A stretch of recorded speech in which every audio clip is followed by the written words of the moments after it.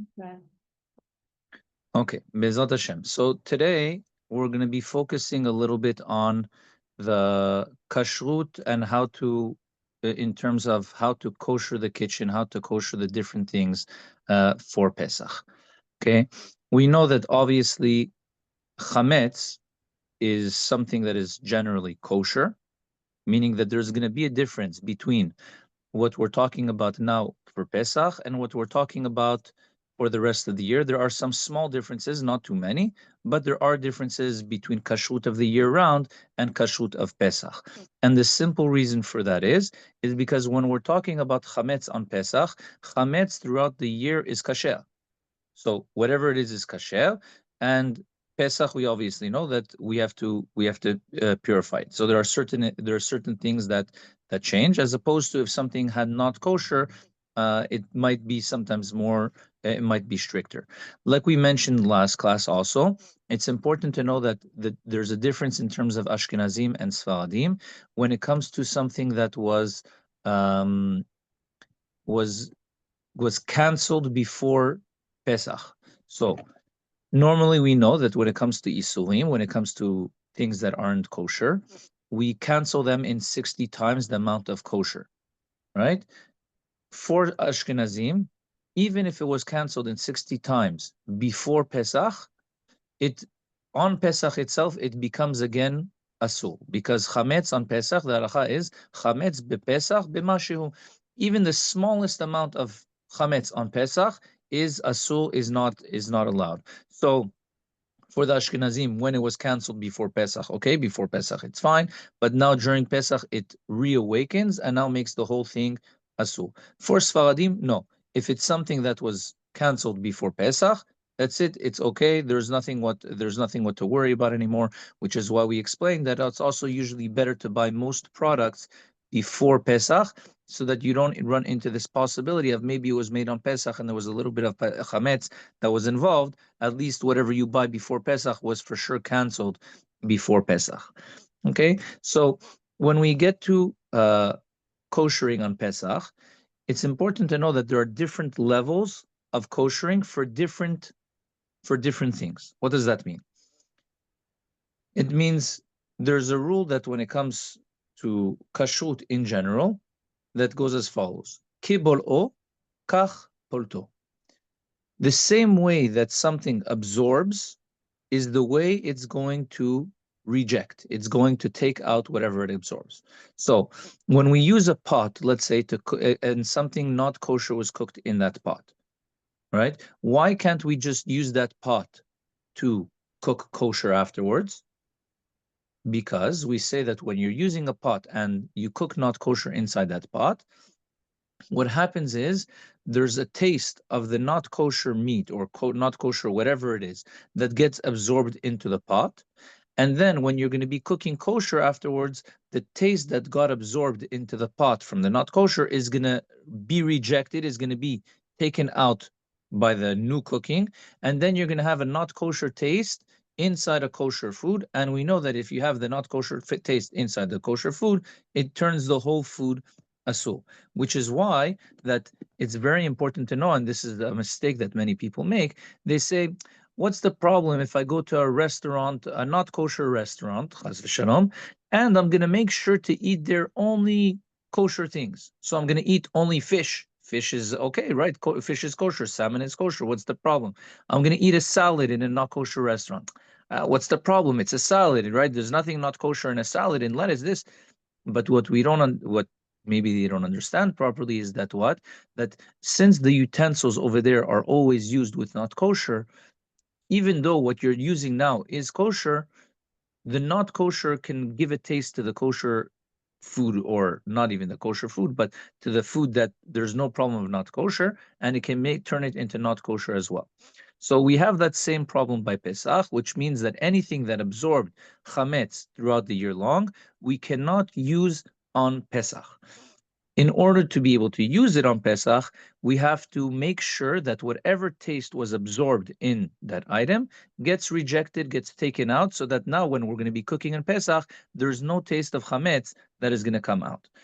How do we do this? How do we make sure that the taste of whatever was absorbed gets taken out? So, like we said in the beginning, the rule is kibol o kach porto. The way it absorbs is the way it's going to reject, which means we have many different ways of cooking in the kitchen, right? We brought this up when we were learning about hilchot Shabbat. You have, for example, roasting. What is roasting? Roasting is when you're using without any liquid. Okay.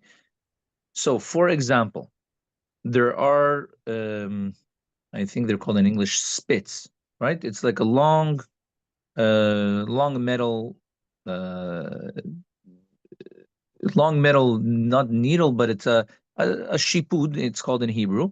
Okay, where let's say we want to make kebabs, we want to make like roasted vegetables or something like this, and together with meat. So you put them on a skewer. It's called. Sorry, in English it's called a skewer. If you want to kosher something like that on Pesach, what we have to understand is, since there is no liquid involved, in order to kosher it, you can't kosher it with a liquid. Okay, and I'm going to explain. When it comes time to koshering on Pesach, there are four main different steps. The first one and the most strict is libun chamu. What is libun chamu? When you're taking basically a blowtorch, you're putting it on obviously to the setting that the highest setting, and you're going over whatever it is to the point where if I were to go to the back of whatever utensil I'm putting it on, it can catch fire from because it's becoming so hot. Okay, so that's libun chamu. Libun, you have libun that gets divided into two categories, chamu and kan, where the kal, the lighter one, is a lesser form of the same process. Okay, you have afterwards haga'ala. What is hagala? Hagala is when you have uh, a pot of boiling water and you put whatever is being koshered into that pot of boiling water while the water is still boiling and while the water is still on the fire. You have a lesser form of koshering, which is irui mikli rishon. We spoke about this also on Shabbat, where you are taking the let's say a boiling hot kettle, the kettle that was just boiled to the peak. As the minute or right after it finishes boiling, you take this water and you start pouring it over the surfaces, like we're going to learn. This is called irui mikli rishon. How do we know to use which one, whichever way? It depends on the way that the utensil was being used throughout the year. So, like we gave the example of the skewer is something that was used directly with the fire with no liquid. So that means if you were to want to kosher a skewer, you would need to use fire directly to kosher it. Now, it's also important to know that if a person is sure that the skewer that he uses is not used with chametz, for example, they use it only for meat and vegetables, and there's nothing chametz being involved, meaning they don't put bread, they don't put anything like this, and they know that everything that is used is kasher Pesach, there's no need to kosher it because there's no chametz on it. You might want to be a little bit strict just in case, but in terms of the halacha, if you know that there was no chametz used on it and it was only used for meat, there is no problem. You don't need to kosher such a thing.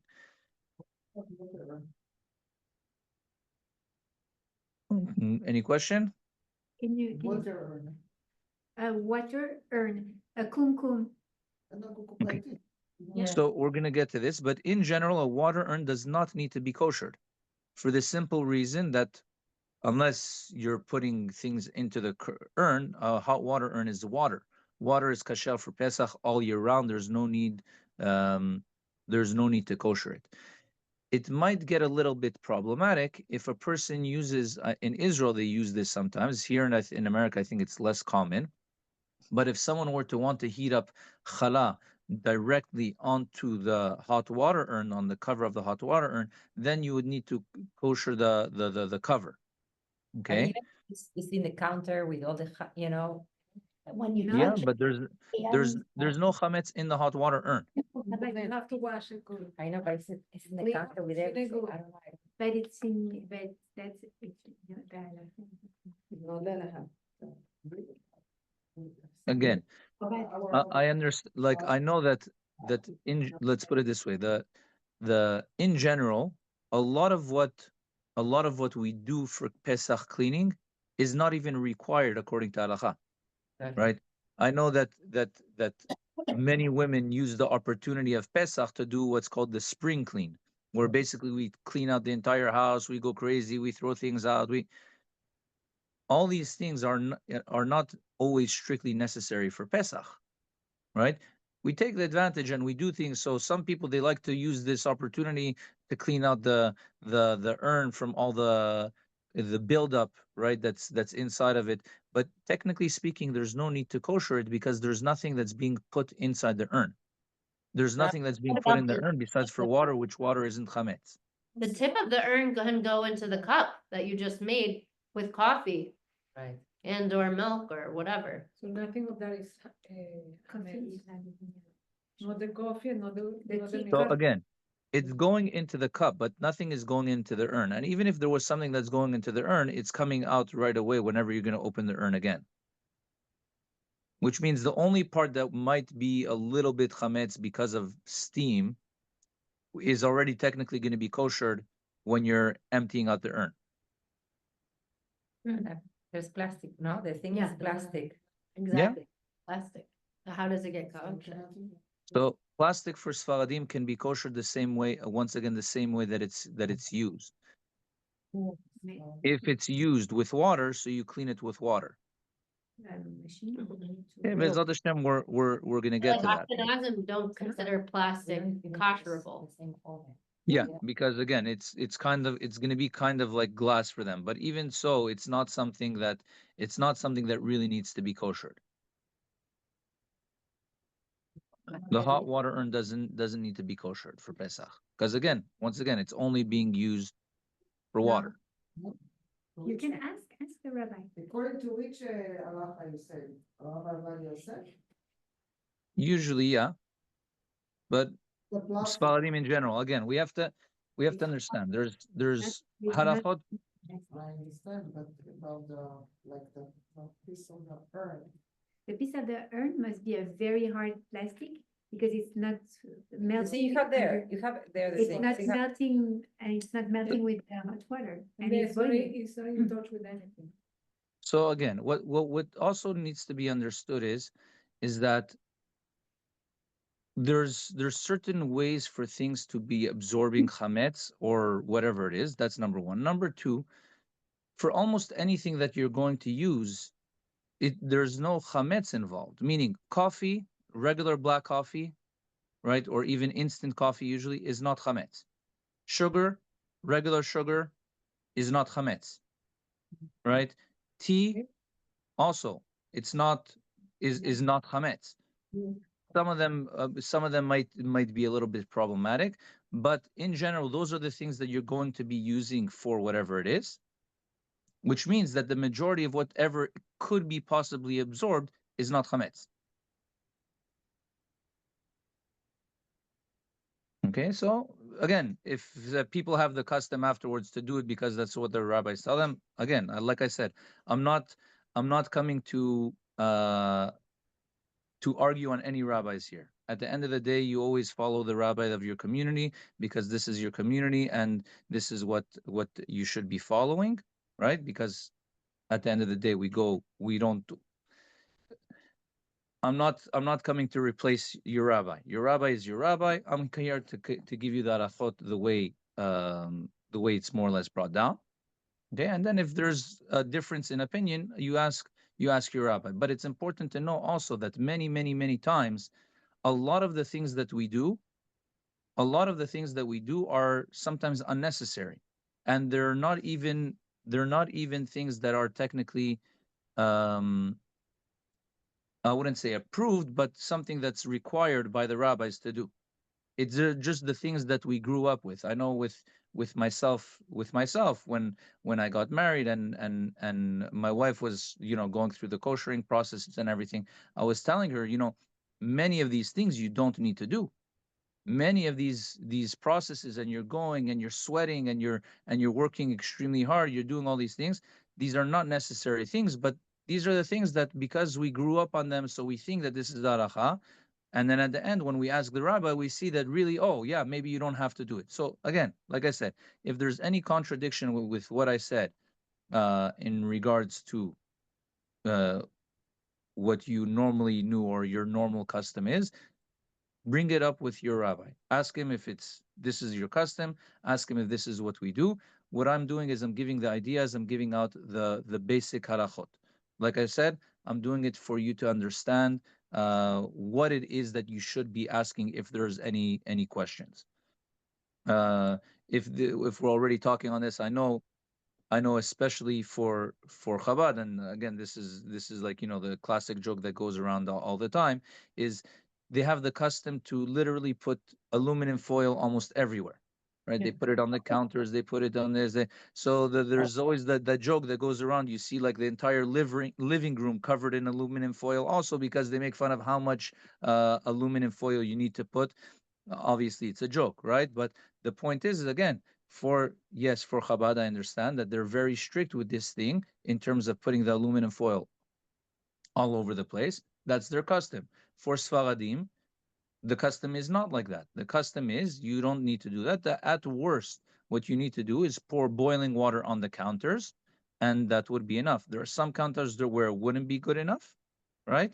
Some counters where you would need to cover them, but other counters, it's enough to just pour to pour boiling water. So again, at the end of the day, each one, if they have a doubt as to what their own proper custom is, it's always better to ask their rabbi. No, so that I know, electrically, I don't have to cover anything but we do it, we do two things. You know what I'm saying? Like it's not halacha, but when you already do it for so many years, it's kind of a minhag. So very good. So there's a halacha like that, where it says if a person realizes what they did was by mistake, meaning when a person does a mitzvah 3 times in a row, it becomes like a neder. It becomes like a neder, and at that point, if you want to stop doing that minhag, even though it's not halacha, you have to do what's called hatarat nedarim. However, if the mitzvah that you did 3 times in a row, which now becomes the neder, was something that you did out of lack of knowledge, okay, then when you find out the proper halacha and you say, okay, I want to stop it, you don't need to do hatarat nedarim. So if, for example, we'll take this example. If for a person's whole life they thought that they have to cover the counters with aluminum, this is halacha, this is how it is, this is what is brought down in Shulchan Aruch. And then listening to the class, they say, okay, you know what? Oh, maybe it isn't a halacha, it's only a custom. I don't want to follow this custom.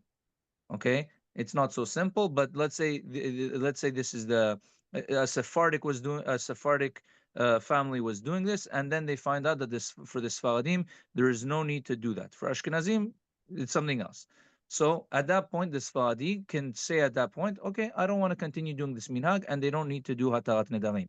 If it's an Ashkenazi, but since for them this is the accepted minhag for all of them, it's more complicated, and they can't just go against the minhag because they want to. Okay. All right. So that's in terms of like we were saying, the way it absorbs is the way it's going to take it out. Okay, but the way it absorbed is the way you're going to have to do the proper koshering. Something else that technically needs libun would be the baking pans, right? We have the oven trays. Now, not most of the time, but very often we're using these oven trays directly for chametz. For example, we're putting on the chalot, to baking the chalot, we put them on the tray. If we do that, now the tray is absorbed from the chametz directly without any liquid, which means that the way they would have to be kosher now is through heat directly, which was the ribun that we talked about. Now, if we were to take a blowtorch and put it on the oven tray, what happens is more often than not, it would completely ruin the tray. So because of that, they say that we shouldn't be koshering the oven trays. However, nowadays we have the oven that has a self-clean function, which means that I don't control the temperature. The temperature is there. It's a temperature that's high enough to kosher whatever it is. If I put the baking tray in the oven while the oven is under self-clean, that would allow the baking tray to be kosher. I don't always suggest it because many times what happens is when we do something like that, the trays do get ruined.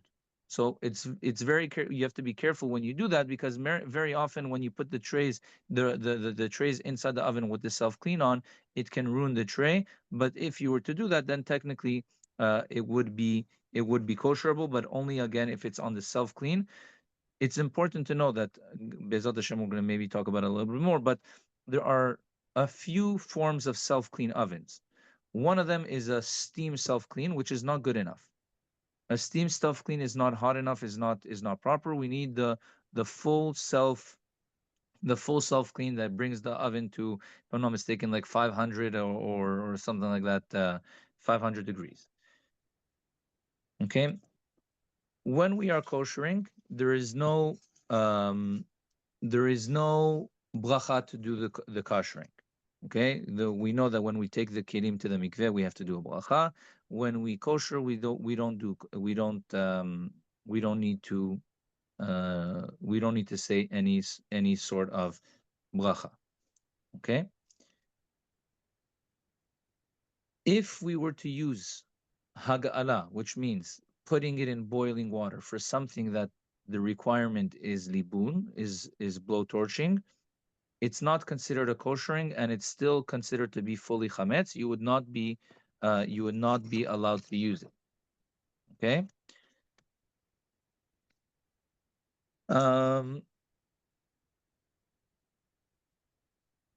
What are the utensils that would normally require hagala? So we have, for example, the most common example, of course, is pots. Right? We have a pot. How do we use pots? The majority of the time when we're using pots, we are using them with liquid. When you're making pasta, when you're making rice, when you're making all those things, so we're using them with liquid. Therefore, the koshering is also going to be with liquid. The issue that arises when we want to kosher pots is more often than not, we can't really kosher the pot for the simple reason that it's too big. Meaning, we're going to have to find another pot to put inside the pot. Meaning, the pot that needs to be kosher needs to go in fully into the other pot, which is hard to find. In Israel, and here also, I think they do it, but not as it's a little bit harder to find. I'm sure there are many shuls that arrange it, but it's a little bit less widespread. In Israel, for example, they have stations. They have random shuls all over the place. They have this huge pot of boiling water where they're literally, you see it's there, it's going the whole time, and you can bring your pots, you can bring many things. It's big enough to dip everything inside, and it's very simple. If a person needs to kosher a pot and they don't have another pot to fully put it inside, what they're able to do is they're able to fill up the pot as much as possible, let the water get to the highest boiling point. They take a stone, okay, they blowtorch the stone till the stone itself is boiling hot. They put it into the pot. Now the pot is going to overflow, and that's how you kosher a pot that's too big to fit into other pots. It's important to know that when we are going to be koshering pots, we need to kosher the handles as well. So if they're removable handles, person should remove them, clean the insides, because many times the chametz can get stuck in between. You clean it, and then you have to kosher it together with the handles. The pot covers also need to be koshered. The pot covers also need to be koshered, because if you're going to put a chametz pot cover on top of something that's not chametz, it can make It's something that's not chametz. Exactly, it can make the whole thing. It can make the whole thing chametz. In regards to pans, it depends on how it's being used. If there's only a very thin, a very small layer of oil that is used, so many poskim say that it's not enough for it to be considered like it's cooking, and therefore the koshering would be through liquid. Rather, it would need libun. If it's a deep fry, so deep fry we know is okay because that's through liquid. But if it's only like something that's used as a small layer, then it would be a problem. Like for example, uh, when a person wants to make an egg. Okay, so when they put an egg, we only put a very small layer of oil. It's not enough to be considered that it was cooked. This would be considered like it was roasted without liquid. You would need to kosher it in the given manner for roasting, which is libun, which is blowtorching. There are opinions that are lenient, but in general, we should try to be strict with something like that. Baruch Hashem, here in America, most people they have different sets. They have different sets for Pesach. They have different sets for the year round. So it doesn't really get into this problem so much. Okay, so that's in terms of the pots. The pans. Now it's important to know also that many pans that are non-stick, Teflon and stuff like that, many times they cannot be koshered for Pesach. So you'd have to be careful. You would have to be careful with that. Okay. The kitchen knives. Okay. Many times you want to kosher the kitchen knives. You like the knives that you use for throughout the year. They would need hagara. So this type of hagara is very, very simple. You take a pot, put it on the fire, make sure that the water is boiling, and then you can place the knife or whatever it is, the utensils that you want to kosher for Pesach, you place them in. It's better to wait at least 24 hours from the last time it was used. If not, you can put in soap or bleach into the water just to be extra careful, and then you can kosher them at home. It's easy. It's not a problem. You would just have to make sure that there is no dirt on the knife when you're doing it. Okay. As a general rule, when we kosher things, we want to make sure that we didn't use them in the last 24 hours and that they are clean before. Okay, so when we're going to be koshering the oven, we want to make sure that the oven was not used 24 hours before the koshering process. And then when we're going to go through the koshering process also, that it's also going to be cleaned out. Okay, self-clean doesn't need to necessarily be cleaned out. Yes. Yeah, also, I think, I don't know, I know, maybe I'm mistaken. Also, it depends on the materials of the knives and the pots that they are done, no? So that's what I mentioned before. I mentioned before that if the pot is like with a non-stick layer, many times it can't be koshered, so you should ask. Okay, but if it's a regular metal pot, or even worse, if it's a ceramic pot, right? Like I know there's ceramic pots out there. Ceramic pots can't be koshered No, for Pesach at least. Well, technically even for not Pesach. also the knives.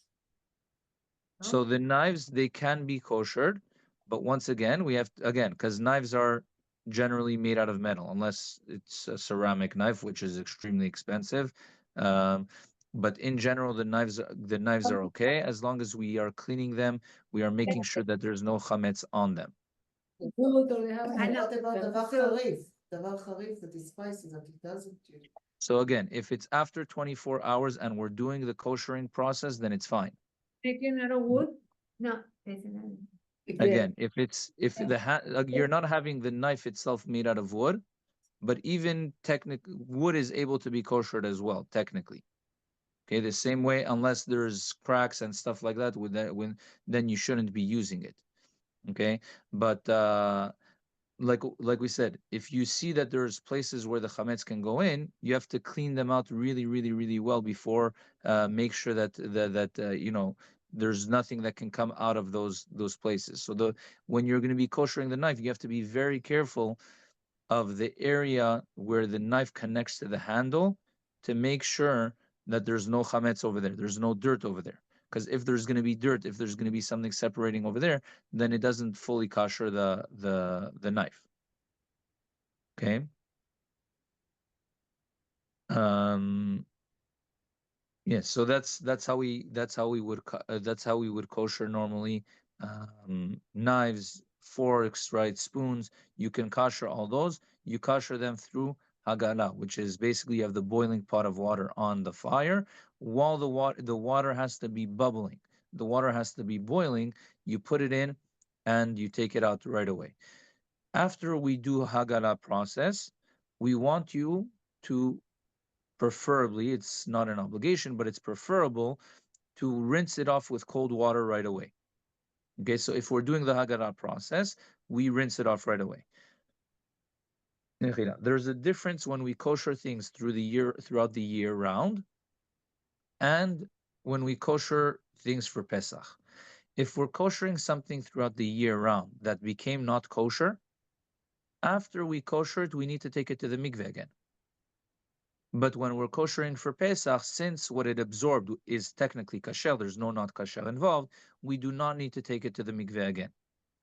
Okay, so if something is being koshered because there was basal bechalav, or because of chaz v'shalom there was something not kosher involved, after being koshered the required manner, you would need to take it to the mikveh. Okay, now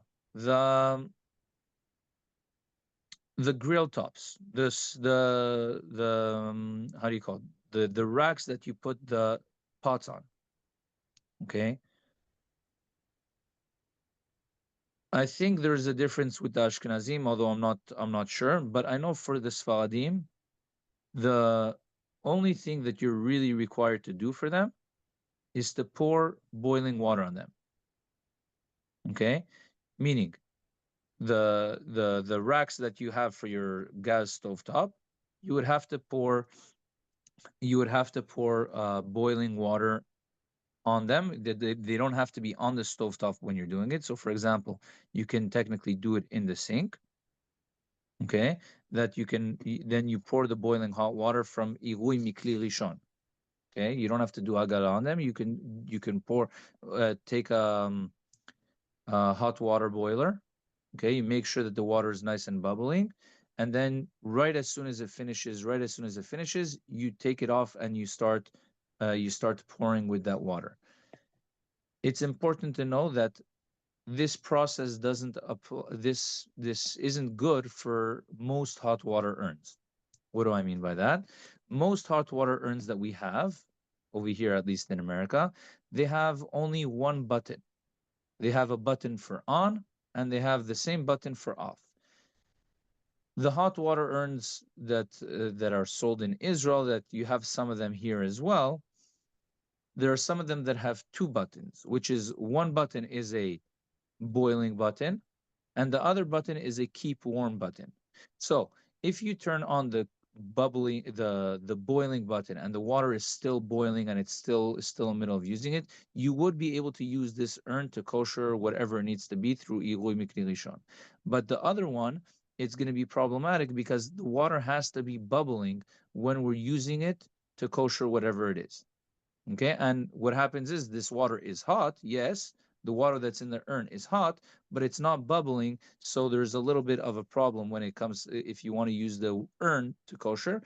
It's better to buy, you can buy it easily for $10-15, whatever it is, a hot water kettle. You take it, you fill it up to the top, and you boil the water, and as soon as it turns off, you start using that water to kosher whatever it is. They do the stove, and the glass stove, the kashrus or not?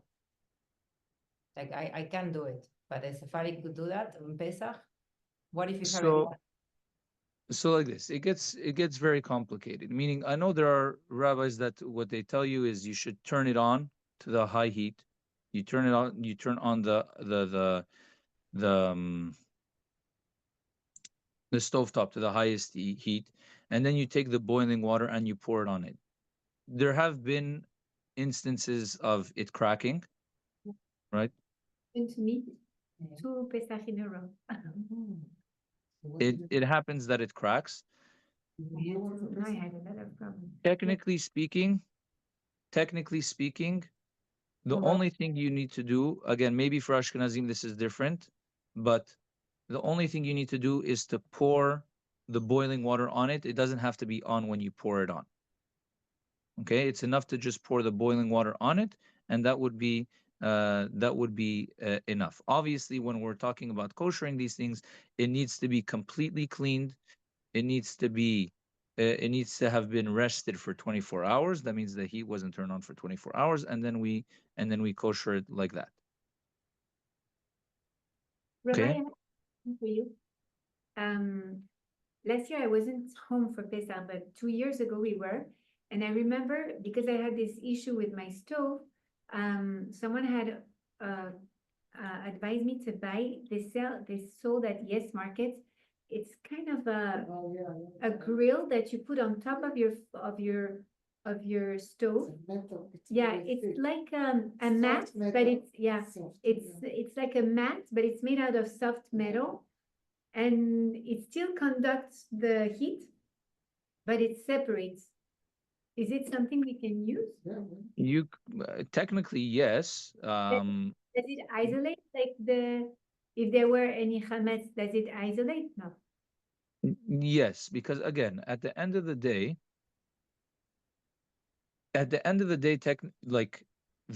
there's no real the koshering process for something like this is a bit I wouldn't it's not so strict. Why? For the simple reason, if there is chametz on the element itself, so then that gets burnt. There's nothing what to talk about. It gets burnt right away. If there's chametz on the surrounding part, we don't really use the surrounding part, right? So the only time that the glass stovetop can be absorbing chametz is if it overflows from the pot, right? Now, if something is overflowing from the pot, you're generally not going to be eating it. You're generally not going to be using it. What you're going to be doing is you're going to be cleaning it. So there is no real, how do you say? There is no real chametz when it comes to the stovetop. Of course, we want to make sure that we end up cleaning it, but in terms of the chametz, there's no real like chametz going on the stovetop when we're using it. The same thing technically applies for the sinks, right? For the sinks, whenever there's chametz in the sinks or whatever it is, we're not gonna ever be taking like something that was used in the sink and eating it. Most people, if it falls in the sink, right away they're putting it in the garbage. But yes, there are many people that they want to be strict and they want to kosher their sinks as well. Okay, so when it gets to these things, it's again, there's the way to do it, like we said, is generally just pouring boiling water. There are those that want to be extra strict and do libun on them, do a blowtorch it. Personally, and what I learned from my rabbi as well, you don't really need to do any of those. It's again, it's nice to do it because again, it's the feel of Pesach in a way, but it's not really always strictly necessary to go that extra mile in this particular thing. Okay, agala should be more than enough for that. For the Ashkenazim, I'm not so familiar with their custom in regards to that, but I know at least for Sfaradim that's the halacha. The same thing applies again for the Sfaradim when it gets to the plata. If a person wants to kosher the plata, at most what they would need to do is to clean it obviously well, and then to pour boiling water. And if you were to pour the boiling water, just to make sure that it doesn't get near the electricity. Okay, or at least if it gets next to the electricity, to wait for like 48 hours before before using it, so that it shouldn't cause any damage. Okay. Okay, that was the prata. That was the oven. Okay. We spoke about the pans as well, that some pans, if they're Teflon coated and stuff like that, that they can be kosher. Otherwise, it's enough to do hagala on them. And I think The oven, Raf. I have a question regarding the oven. Do we? yes. The oven I have has a glass door that contains 3 different glass. I usually take them out one after the other. I clean them well and I put them back. But and I have to take away for that the door. Is it necessary or is that not necessary? Do you have the self-clean function? But it doesn't, for instance, now I don't use sesame, but I used to use sesame for my hilchot. And so you always had, like, I don't know why, maybe because of the air that was blowing, you always had some sesame seeds in between the 2 glasses of the door. Now I don't use sesame, so I don't have this problem. So again, you should be cleaning whatever you see. I'm not familiar again with how that works in particular for your oven. If you were to put it on self-clean, it's possible that it can get rid of the sesame, like meaning completely burn them, right? I don't know, does it? So it doesn't. You have like it's weird the way it's done. Like it's 3 doors it's a door with 3 different Glass. plaques de verre, and they're open underneath and open on the top. So basically, when there is like the system of convection, or I don't know Yeah. what, you have like those seeds were traveling. Honestly, like I checked recently, because I said, when do I have to start? I checked my oven and they looked clean from those doors. And I realized, wow, what a blessing, I don't use sesame anymore. But I was wondering, like, is it necessary? Because I realized that when you do the self-clean, it doesn't impact the inside of the door because it's glass that is tempered, I guess, Okay, and I'm assuming that, well, if it got in, it might be able to, again, if you can clean it, it's better to clean it. If you can clean it in that situation, if there's a sort of a chametz that can go in, then you should be careful, right? Otherwise, again, in general, like when we have the self-clean function, the self-clean function usually takes care of almost anything. Great. Okay. All right. What's done when something is not eatable is not hametz. What Yeah. about Yeah, if something is completely burnt, then it's not. There's no problem of chametz involved. But again, it has to be done before Pesach. the oven racks? It says in my oven you cannot put it in a self-clean. I know. Very good. So that's what I said before, that it can very often damage the self-clean can very often damage them, which is why we say in general that you shouldn't be koshering the racks, you shouldn't be koshering the oven trays, because if you're going to put them in the self-clean, many times they can get ruined. But if you do it, then it's kosher because it's not something that you can control. Otherwise, if it's something that we tell you that you shouldn't normally be doing, for example, Ashkenazim with glass, right? Even if you do it, we're not really like okay with it. Even though there are some Ashkenazim that are meked if you do the proper koshering for glass. But that, Be'ezrat Hashem, we're going to learn next time. Thank you so much, Okay. Rabbi. With pleasure. All the best. Do we stop here? Thank you so Thank much, you. Rabbi Abitbol. With Shabbat. pleasure. Betzlacha. Shabbat shalom. Bye-bye. Thank you. Esther, can I take this? Sure. Thank you.